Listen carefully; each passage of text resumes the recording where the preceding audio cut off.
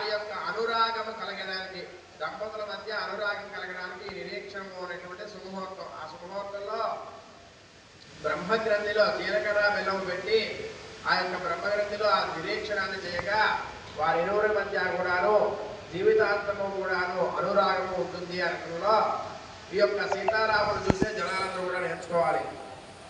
ఎందుకు అంటే ఆ సీతాదేవి యొక్క అనురాగం ఎట్లాంటిది అంటే లంకలో ఉండి కూడాను ప్రతి క్షణము కూడాను రామస్మరణ చేస్తూ ఉన్నట. ఆ యొక్క రామస్మరణ వల్ల ఆ రావణాసురుడు ఆ సీతాదేవి దగ్గరికి రావాలనుకున్నా కూడా పచ్చగడ్డిని అడ్డుపెడితే కూడా అత్యంత ప్రళయమైనటువంటి భీకరమైనటువంటి అగ్నిగా కనిపించేది ఆ రావణుడికి. అటువంటి సమయంలో ఆ సీతాదేవి యొక్క మనస్సు ఎప్పుడూ కూడా రాముడితో నిండిపోయి ఉందట రామచంద్ర. అలాగే రెండవది గృహస్థాశ్రమం. ఆయన ఇప్పుడు వివాహం చేసుకునేటటువంటి ఘట్టంలో ఒక గృహస్థాశ్రమం, బ్రహ్మచర్య గృహస్థ వానప్రస్థ సన్యాసాశ్రమం, అందులో వివాహం కాబోతోంది కనుక ఆ గృహస్థాశ్రమ యోగ్యత్వ సిద్ధి కొరకు రెండవ లింగోపవీత ధారణము, అలాగే ఉత్తరీయార్థం కొరకు మూడవ సూత్రము. అందులో భాగంగా ముందుగా స్వామివారికి ఆచమనం చేస్తున్నారు ఆచార్యుల వారు. ఆచమ్య కేశవారి స్వాహ, నారాయణారి స్వాహ, మాధవారి స్వాహ, గోవిందాయ నమః.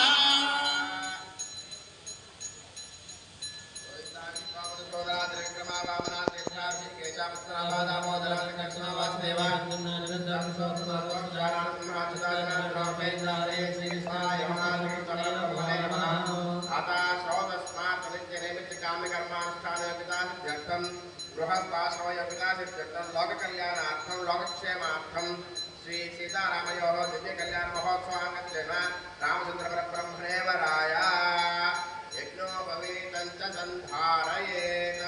ఓం యజ్ఞోపవీతం పరమం పవిత్రం ప్రజాపతే రజంకారం పురస్తాద్ యస్యమగ్రయం ప్రజమంచర బ్రహ్యజ్ఞోపవీతం ఫలమస్తు తేజా యజ్ఞోపవీత ధారణ ముహూర్తశుభముహూర్తస్తు ముహూర్తకాలే సూర్యాదీనామానాం గ్రహాణాన్యప్నవనిషూర్యతా ఫలసిద్ధిరస్తు.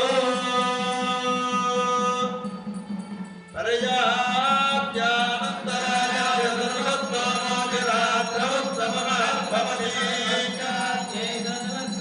సర్వమేవ తేనాప్నోతి సర్వం జయతి. రామచంద్ర భగవానికి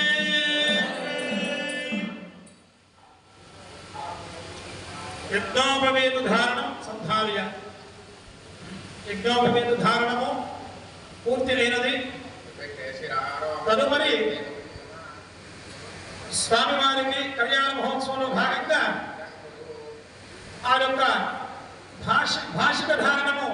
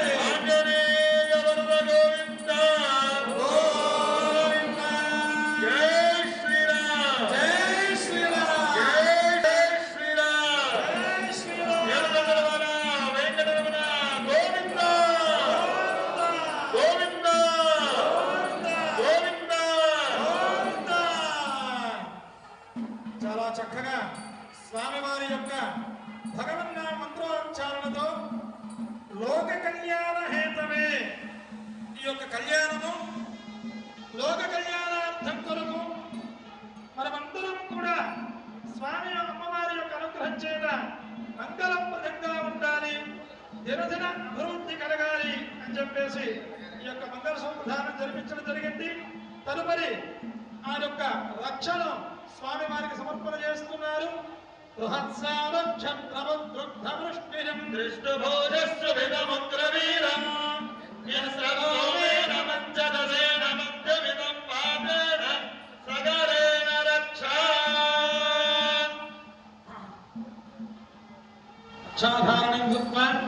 అనంతరం తదుపరి ఆయుర్వర్ధనకరం అక్షరారోపణం.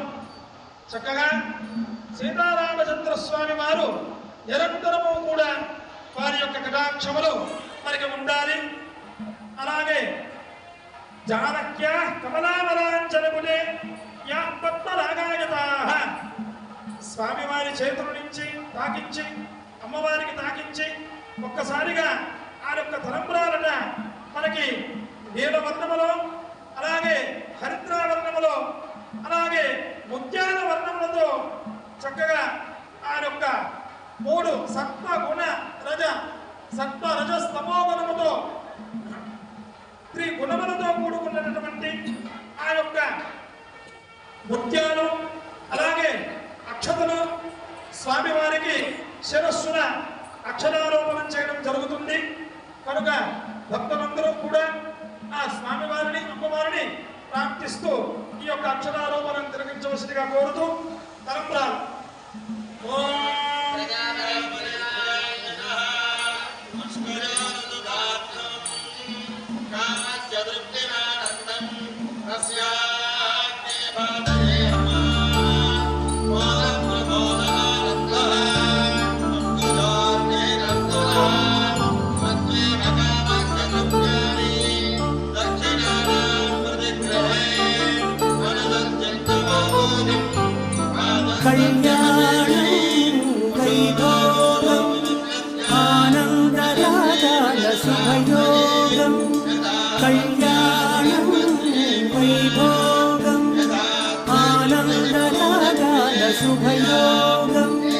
రఘువంశ రామయ్య సుగుణాల సీతమ్మ వరమాల కైవేచు సమయాన శివధనువు విరిచాకె వధువు మది గెలిచాకె మోహింది కళ్యాణ శుభవేణి కళ్యాణం వైభోగం శ్రీరామచంద్రుని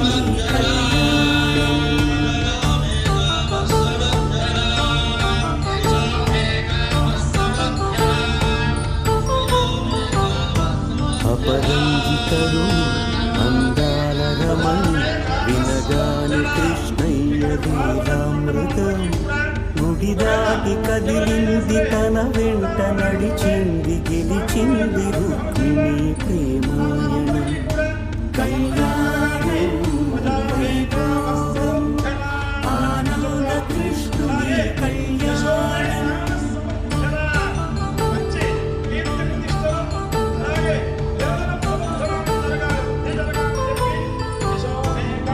పసిడి కాంతుల్లో పద్మావతమ్మ పసి ప్రాయముల వాడు గోవిందుడమ్మ విరివలప ప్రణయాల చెలి మనసు గెలిచాకి కళ్యాణ కళలికిన